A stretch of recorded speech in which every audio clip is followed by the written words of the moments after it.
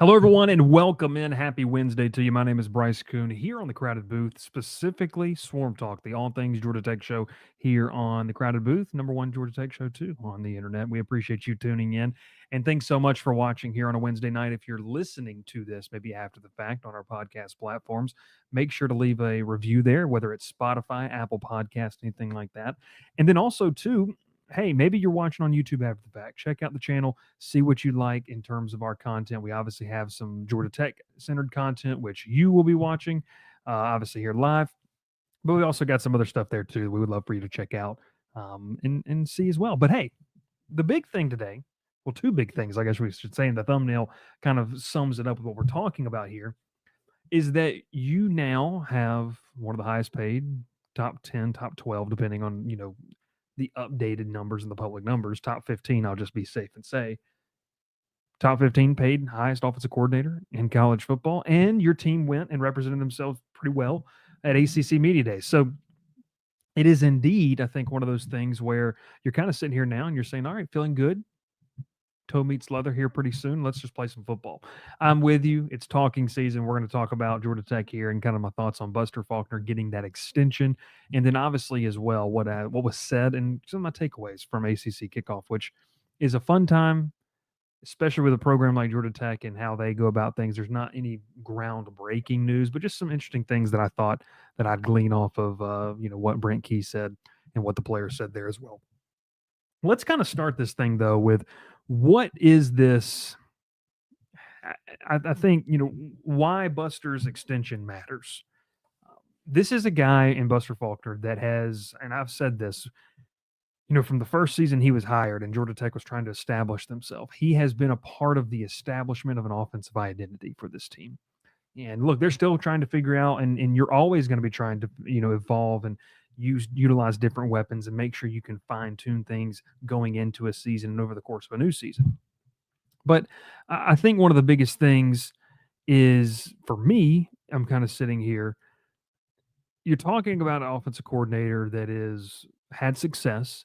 He is familiar with the players and the play calling in terms of utilizing the assets that are on this roster. Now, like I said, there's different players necessarily, but he understands what this roster is and what their capability is. And especially with Haynes King entering year 3 in the system, this is a massive, massive kind of push to really, go all in, should I say, on 2025? We'll talk about that next week. But in terms of what you bring back to the table, like, this is a great decision in terms of bringing a guy for another year or two and saying, hey, we want you to be our guy. Now, look, why is this also important? Because it's something, and Ultima says it right here, it's a big deal because it signals the seriousness of the program in this era. And I couldn't agree more, Ultima, and I know several other people kind of said this as well.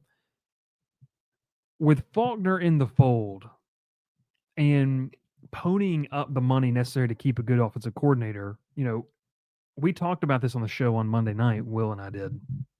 There's several programs in this conference that need to show me, are they serious? Georgia Tech was not one of those for me. They have, made strides financially in terms of their, their compensation level, in terms of what they're, putting into the program and how they've gone about things.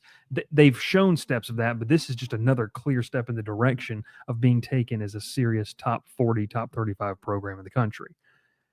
The key to all of this, though, is you're showing that you care, but you're showing that you value the employee and what he's done for you.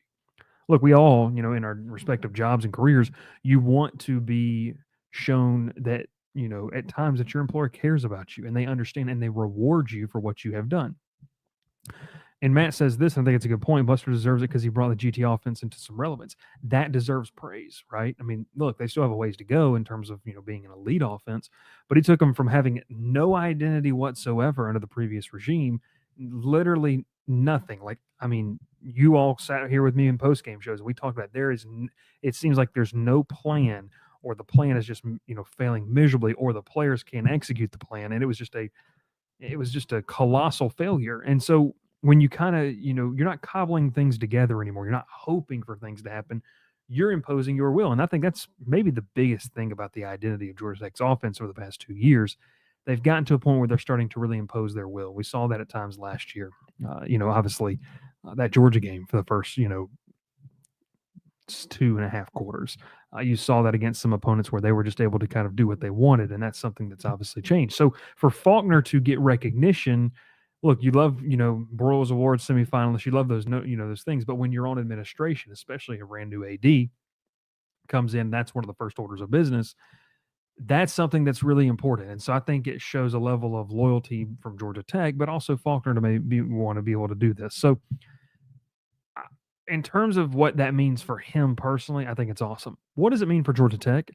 It also means that if someone wants to come along and pluck him as a head coach, which he's been in the rumor mill, the past 2 off seasons, if someone wants to come pluck him, Georgia Tech's going to get a pretty nice little buyout from it in now, because when you invest, that's how you reap benefits. And so they've invested now into Buster Faulkner. Now they have an opportunity to reap some benefits. And I think that's a big piece to this puzzle that maybe we haven't talked about in the Discord or on social media as much, is because now you have a situation where you've got a guy who has done well for you. You've got a guy who you've treated well. And now if the guy is able to, move forward and get himself a head coaching job, one, you get a little bit of a kickback.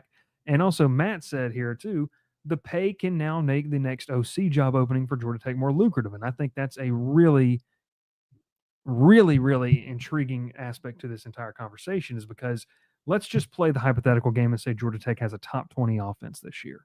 Feasible, right? If they have a top 20 offensive unit on average across all, the statistical categories that matter, if they do that and Buster Faulkner lands a, Sun Belt head coaching job or an American head coaching job, whatever it might be, if he lands something like that, or even a, really prestigious OC job, and I'm not talking about just, across the state, but I'm talking about, like when Chip Kelly left to head coach at UCLA to go be the OC at Ohio State, like a position that really kind of thrust you into the spotlight. Hypothetically, if that were to happen, you've shown 2 things. You've shown that, hey, you can come to Georgia Tech and you can make something, and I know people don't like the word stepping stone, but there's always someone better. There's always someone worse than you. It's not an indictment on who Georgia Tech is. It's just, hey, you can come here, you can spend a couple of years here, and you can really make a name for yourself. You just saw Santucci do it and make his way to the NFL level. I don't really necessarily know what I don't necessarily really know what his goals are in terms of, talking to him personally, but I just think that it's one of those things where you have to love what Buster Faulkner has done and what he's done for himself and the position he's put not only himself in, but Georgia Tech as well. And then to Matt's comment about what it does elevate the position, well, now you get to look at a whole different new crop of potential OCs. If you don't think that Tyler Santucci's star, in terms of his rising star as a coach, helped you land Blake Gideon, well, it's really kind of similar in that sense, because now you have an opportunity where you can sit there and say, okay, Santucci went off to be the linebackers coach for the Baltimore Ravens. Super prestigious job, folks. He is literally one position away from being an NFL DC. You bring in Blake Gideon, who young, hasn't necessarily called plays, but has a rising star, very good recruiter in terms of building relationships. So that is massive in terms of what you can do. Well, when you look at the offensive side of things, and Georgia Autograph says it here, appreciate you tuning in, Buster Faulkner's the real deal, and I agree. Like I said, Faulkner has not only helped you do what you need to do, he's also helped you his own self, and he's helped you as well. So it's a really twofold conversation, and I think Georgia Tech's in a great position. So I love the extension. It gives you continuity. If for some reason that he doesn't get picked up this offseason, you get him, and you've shown him that loyalty. And if so, you get a kickback on the money, and also what you get to do is you get to shop around the Georgia Tech OC job as, hey, this is not just another mid-level Power 4 job. This is an opportunity where you can utilize, this is where you can go be a head coach. And I know people, want to say tech man and that kind of stuff too, but you also have to realize these coaches have their own journeys and their own families, when they're trying to advance their own careers. So I think for me, it's super important that they did this. I like that they did this, and I think it's mutually beneficial for Georgia Tech and for Buster Faulkner. So that's kind of my thoughts on that. I like that as well. Hey, before we kind of dive into the rest of the show, Buster Faulkner gets the extension. It's a really, really big deal. I want you to let you know and make sure you check out our presenting sponsor of all of our Georgia Tech shows, and it is Section 103. Listen, it's more comfortable than the club seats. They do a fantastic job, and we are so excited for the third straight year to partner with them as the presenting sponsor of all of our Georgia Tech shows. You can see right there, they have the Haynes King jersey, the Brent Key hoodie. Look, we know the weather's going to change crazy in the fall in and around the Atlanta area. You can get it online. He does great stuff. We had him out at the tailgate last year. Make sure you use code TCB10. That is TCB10 to get 10% off your order today. Love the work they do. We know that there's a little bit left to be desired in terms of the Georgia Tech market and what you have in terms of merch. But hey, Section 103 has knocked it out, and they lined up the gold colors, which I think it's important, right? By the way, the jersey pictures that circulated today, that all white looks really, really clean. I like it a lot. And I'm going to give him a plug here too, because I know he's got something coming up. If you have not already, make sure that you head over to Georgia Autographs, their social media platforms. I believe it's at Signed Sweet Spot on X. They're having a Haynes King signing and a Kyle Eford signing this weekend. You can get all the information, and you can get a signed jersey. You can get all of these type of things. So it is really, it's really, really good there too. Matt says Section 103 has good quality stuff. It is true. Joe the Pilot says, where does 1.5 per year put Faulkner in pay compared to other teams at like top 25, 15 range? I've seen some of the lists. Wow, that was bad grammar. I saw some of the lists today, and I think it is safely, I'll say top 15. And Zach says safely top 15 as well. Some of those numbers are, guys can get a $250K bump or something like that. That's necessarily not the public.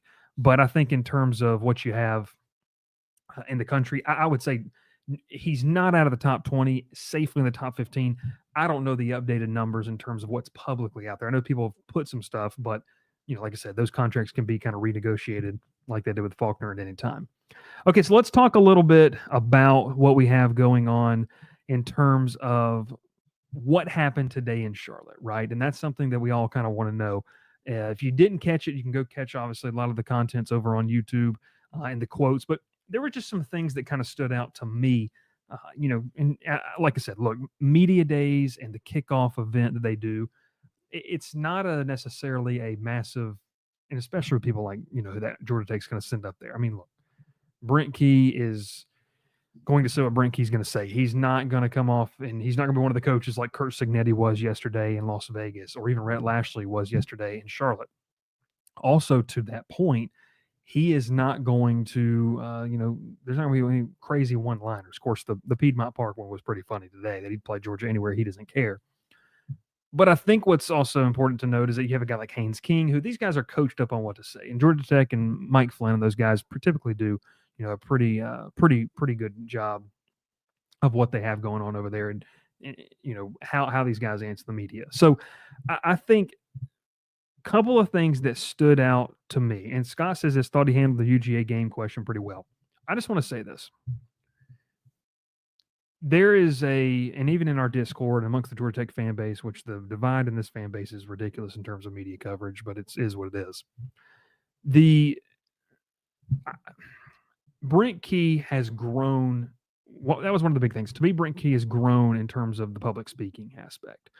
He does not enjoy media opportunities. I don't think he loves it. It's not the best thing for him to, he doesn't, that's not where he shines. He loves football. We all know that. He's a ball coach. That's what he wants to do. I thought he did a very good job of the podium, handling questions today. You could kind of see the testiness of a little bit of the, the frustrations, I guess we should say, of some of the Georgia questions. It is what it is. And, that's just him being passionate about his team and wanting to win. But I thought he handled the whole scene very well, from the podium at, in the large ballroom, to when he was on the ACC Network show, to when he did the breakout stuff there as well. So I had no problem with it. I thought it was really good. Here's just some of the quotes, I guess, that I would stand out. And I did want to read this first. This was his quote about what he talked about when talking about Buster Faulkner, which obviously the news came in the morning.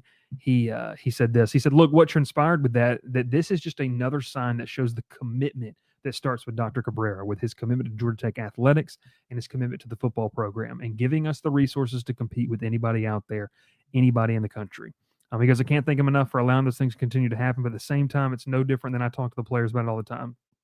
There's one thing to walk in somebody's office and ask them for an increase in NIL or go out and earn it. And we're very transparent when it comes to those things. I want people to earn what they get, earn what they go out and receive, not just have it given to them. We talk about that. So then he goes on to talk about Buster Faulkner there, just in terms of, him earning obviously the money there too. But I thought that was intriguing. Does it point to some of the players that left Georgia Tech in the offseason that maybe wanted an increase in pay but didn't get it, and he didn't feel like they had earned the right to ask that? That would be really diving into kind of, some of the stuff that happened over the offseason. I don't know how much is that the case. I know that, every program has their valuation charts of what they look at. And if they say we value here at X, but you're at Y, and we can't come to, get close enough on these negotiations, Georgia Tech's not going to necessarily play, I would say, I don't want to say hardball, but it is what it is. So, they're not going to be bullied in the NIL market in terms of the player negotiation. So I thought that was intriguing there by Brent Key as well, just, giving props to what this administration has done. And he went on and said, that he even feels, and this is something that I've kind of talked with some people about, and, I think the best way to describe my viewpoint on Georgia Tech football over the past 2 years, cautiously optimistic. I like a lot of the things that they're doing. I like some of the changes they're made. There were some things that kind of raised my eyebrows that could have gone, really downhill, but it's one of those things where you like where they're headed. And there's a reason this team is being talked about, I should say, as one of the premier, dark horse candidates to win the ACC and maybe find themselves in a playoff spot. There's a lot of things to like about them. Doesn't mean there's not questions. There's just a lot of things to like about them. But one of the big things, and we all knew this, and, a lot for the longtime Tech fans, you've known this for a while now, is that, Tech has had an issue at times with buy-in in terms of monetary buy-in. And so, for Key to stand up and say that there's some really good alignment within the athletic department and in the institute, I think that it's super, super intriguing to see that. And it's really cool to see that too. To me, it's one thing to just say we're serious, but you've seen them back it up in the Faulkner extensions, one, being aggressive, going out and getting, and Key mentioned this, like in the portal this year, you kind of look at what they did. I mean, for a program that's maybe not at the top of the P4 in terms of spending, they're in a good spot to go get, some really good players from the last level or from the lower level. And what they went and got an FCS All-American and Malachi Hosley.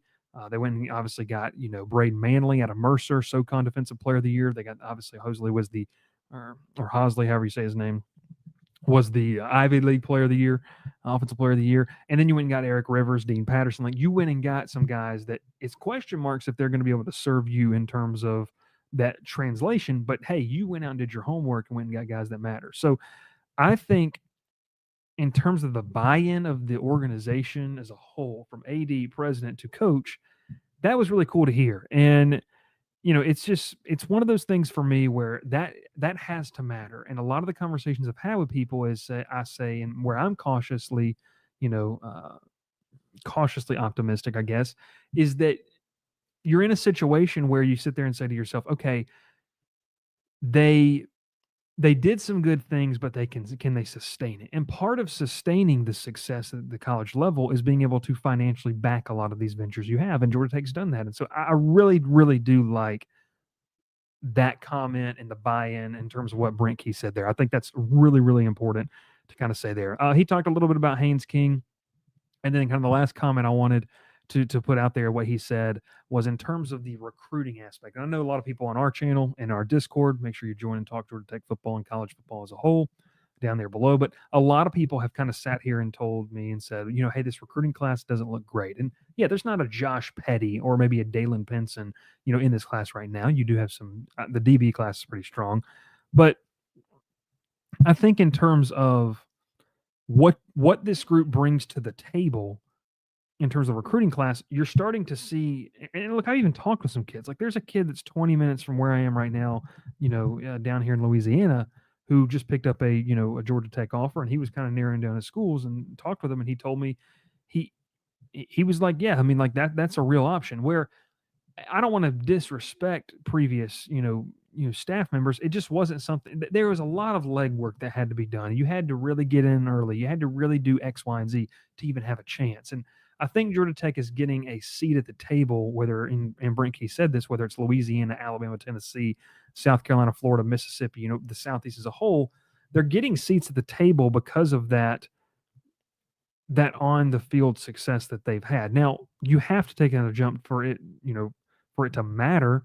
But in terms of where they are right now, you're getting more seats at the table. You close those recruitments or you finish those recruitments off and win those battles when you post a 9-3, 10-2, borderline playoff type of season. That's what you're doing right there. And I think it's really important there. Dr. Bob says Central Louisiana, not too far away. Dr. Bob. Georgia Autograph says recruit well in the state and you're cooking. Brent Key and Buster Faulkner are a great foundation. Yeah, no, it no doubt is. I think that it's one of those things where Alex Mathis does look, folks. Alex Mathis steps in as kind of the new head of recruiting. I can't remember his exact title, but Mathis to me has changed a lot of things about how Georgia Tech has recruited. Just even talking with some of the kids that have had conversations with him. I mean, the way that he's going about recruiting, I don't want to say it's been a complete overhaul. They were doing some really good things. I think that Alex Mathis is a real weapon for Georgia Tech in terms of the recruiting sphere. The way that he analyzes, the way that he is diving into tape, the way that he is building relationships, you have to have that on your staff, especially in the state of Georgia and especially in a place like Atlanta. You have to be able to decipher the difference between this 3-star and that 3-star, or hey, is that 4-star properly rated, or do we maybe like this 3-star better and we see things we can work with? Mathis is heading up a group along with a host of other recruiting staffers there that it may not take fold in terms of the big fish this year. They are in position with some 2027 kids that I think is really, really interesting there as well. So that's awesome. That is what it is for me. So Brent Key talked at the podium. Great stuff. Thought he handled himself well. The Georgia questions, yeah, I mean, it was, he knew he was going to get that, but it is what it is. Before we get into the last segment of the show, we always have to talk about our good friends over at All Natural BS. Look, it's that time of the year. I know that you want to get the bugs off you, whether it's gnats, flies, mosquitoes, anything in between. Maybe you're outdoors grilling. I was just grilling, grilled some fantastic pork chops earlier this evening. South Louisiana, South Georgia, Midwest Alabama, wherever you are in the Southeast, we know it's going to be warm for some time. If you want a chemical-free bug spray that takes care of it, check out our friends over at All Natural BS. They do a fantastic job with their product. I can't wait to keep using ours. I know some people who've already ordered some that have been very happy about it there as well. So check them out. Make sure you're part of that, the official bug spray of the Crowded Booth. You can use code TCB15 for 15% off your entire purchase there today. So it is, I'm excited about it. All right, let's talk a little bit more here and kind of wrap up the show with what happened in terms of the players at the podium. Not too much to, talk about in terms of specific quotes. I know someone asked a question earlier about, the linebacker position. Kyle Eford did talk a little bit about that. I've said this multiple times, and I'm talking about this, in the next couple of days and weeks as we get into maybe position on defensive offensive previews. I think that your secondary can be really good. I think that your linebackers can be pretty good. I think your linebacker position has, for the first time in some time, has like playable depth that you feel comfortable with. And Kyle Eford talked about this. You have him, you've got, Jackson Hamilton, you've got Melvin Jordan, but you have two players, and this is no disrespect to those three guys. In terms of God-given natural athletic ability talent, you have E.J. Lightsey and Taj Butler. Like, man, I watched Taj Butler play in high school. E.J. Lightsey is very athletic side on the sideline. Those two guys, where you struggled at that position in pass coverage, they can help fill that void. So, that's 4 or 5 guys at just the linebacker position. If you're running that 4-2-5, I think it really, really has an opportunity to be really special in terms of what they can do and some good depth. Like, you don't have to rotate guys in as a third down backer and think, oh gosh, is he ready? Now, Efert's, talked about this. This is something that only happens with playing in games. You can't really simulate this. You can do a good job of it, but you can't really simulate this as well in practices. They've, both Lightsey and Butler have to test their progression against somebody else. They've made strides. Everyone likes it. Talked about in the spring ball. Talked about here X, Y, and Z. They're both healthy now. Getting to a point to where you feel comfortable playing at a game speed, like whether it's at Colorado, whether it's when you come back home, and you play your FCS opponent, and then you turn around, maybe you play Temple, you play Clemson. Like if you can have those guys ready for Clemson, which is week 3, I believe. It's whirlwind. We can't believe we're so close to college football. I'm ready. If you can have those those 2 guys ready for Clemson, that gives you a whole nother dynamic to be able to defend what they do. So I really, really, really like it. It is it's important, man. It's really, really important to get those guys. So that was kind of Efert's comments on it. He talked about the front 7. You're going to need to get some things out of some guys that you don't really know about. Vandenberg, we're going to talk about that next week. But Kilo Stone coming back. What is that? Matthew Alexander, like what do you really have there? Hey, if you've been watching our streams, he's got double-digit sacks there as well. So it is one of those things that I think is really important. So you have those opportunities there for you in terms of what's happening at Georgia Tech and what you have. The second part of the players and the expectations, and I think Haynes King said this on a podcast or, something maybe last week or whenever it was. I saw it circulating over the weekend. Look, Jonesy's in the comments, and he's been one of those guys that's kind of talked about this. Like, there's expectations for this team, and there is an expectation by a lot of veteran leaders on this team, and even some of the guys that were not in attendance. A guy like Clayton Powell-Lee, really is another guy for me that really kind of this screams at Vandenberg, along the defensive front. It's one of those things where, you have found yourself stable footing as a program. You're not on this topsy-turvy. You found your floor, okay? This has to be your floor. 7-5 has to be 7-5. You never want to go 6-6. Of course, you want to go 17-0. Am I right, Clayton? But you have an opportunity to build off of this foundation. And this is the year to do it. You have a lot of veteran talent. You've got some of the most in terms of, I'm looking at ESPN's returning production, one of the tops in the country in terms of what you have. And Dr. Bob says right here, you have to capitalize. You have to be able to move forward, whether that's 9, 10 wins. It doesn't necessarily, I'll be real with you, it doesn't have to be a playoff appearance. But it's got to be, you got to be in the race to go to the ACC title, which would put you in the race for the playoff in November. Like, that is a step forward. And a lot of people want progression to take these leaps and bounds. And that's what fandom is great about. But I thought, just hearing the players talk about it today, they have an expectation to improve. They don't, they don't want to just be mediocre. What has transpired the past 2 years is great. It needed to happen. You needed to build that floor, but it can't just be what this program is. There has to be an urge. There has to be a push to get better and to move into that next echelon of the ACC. And I talked a lot about that on Monday. So whether it's, an 8-4 season with a 9 win as a bowl game, that to me is progress.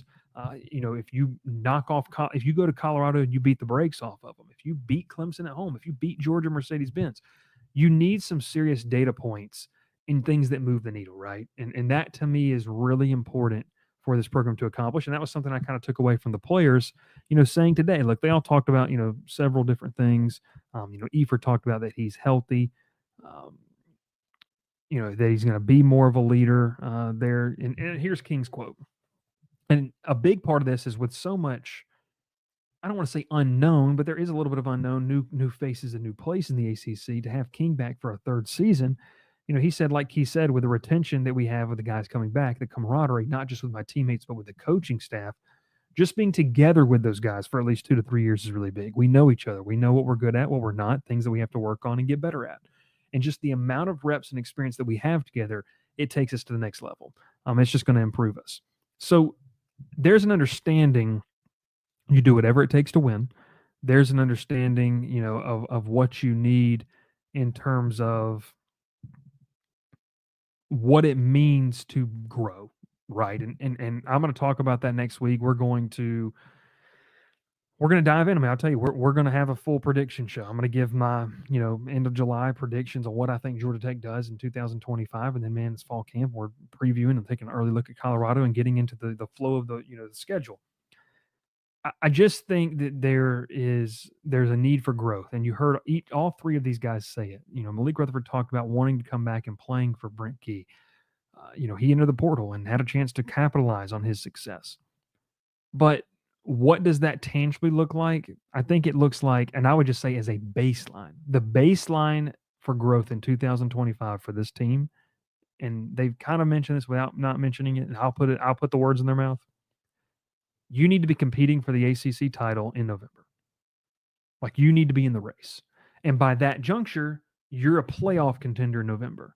And so I want to ask the question. If I'm sitting here on July the 23rd, 2025, and I tell you, hey, I don't know what who you've beaten, all that kind of thing. I don't know what the exact record is, but all I can tell you is that you're going to enter, and I want to go back here because I need to find Georgia Tech's schedule because I want to make sure I get the game right. So let's do this real quick. That's why we're live on YouTube. We can take as much time as we want. Okay. You'll have 4 games left. So you'll have played 8 games.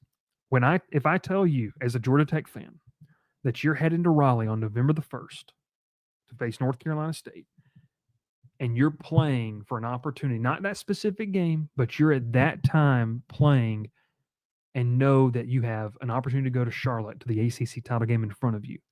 I think every single person, regardless if it means you beat Clemson or not or whatever it means, would take that. I don't know why you wouldn't take that. So if I tell you that to me is tangible growth. Now, the big part about it is, are you putting up or shutting up? Are you actually going to get there? And that's the next rung in the ladder.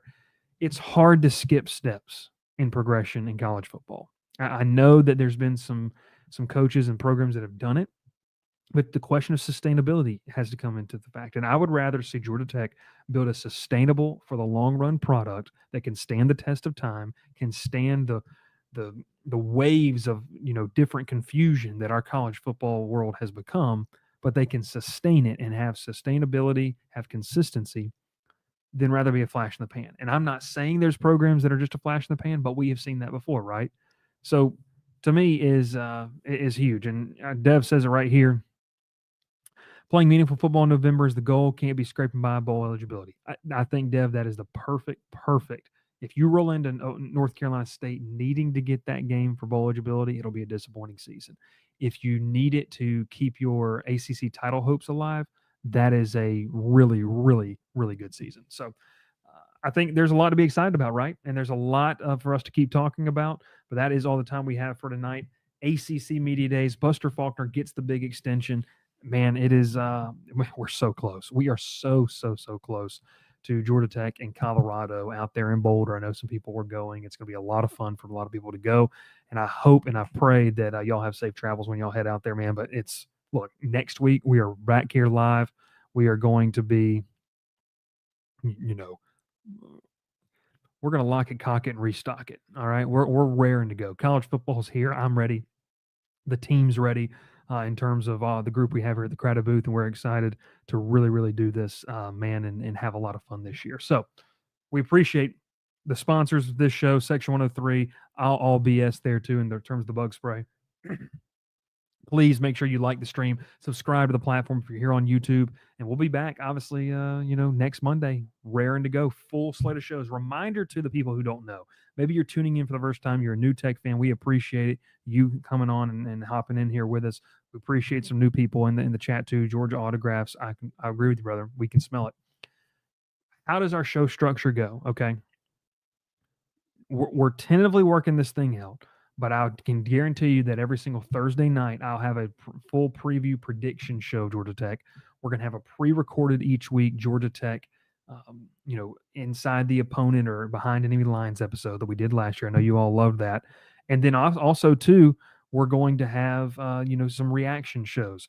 And then we obviously have our college football shows as a whole, which is a fun time. I know a lot of you just watch the Georgia Tech content. I appreciate you for doing that. Would love for you to come on over and just talk college football with us. We'll have ACC, SEC focus for us, and we love it. We do it as well. And then lastly, man, a lot of people don't know, kind of the situation that we're in terms of what we're doing in the crowded booth. Man, I just want to appreciate y'all for letting us do this. This is really going into year 3 of us really attacking a college football kind of, podcast. I appreciate every single one of you that watches, whether it's live, whether it's after the fact. There's a lot of people who comment so much. There's a lot of people who don't ever comment and just hang out. So I do appreciate, what you guys do for the show. This is for you. This is what we do. We love what we do. It's your show. So we want you to be able to kind of do it. So let us know what you like, what you don't like, what you want to see in terms of content this fall. Best bets, man. We're getting close to that. So we appreciate y'all. We thank you so much. My name is Bryce Coon. Thanks for everyone chatting in the live chat, whether it's watching over on X or on YouTube. Man, we'll catch you next time here on the Crowded Booth. Remember, it's Swarm Talk, the #1 Georgia Tech show right there on the internet for you. Pile in here and make yourself feel at home. The Crowded Booth is coming on.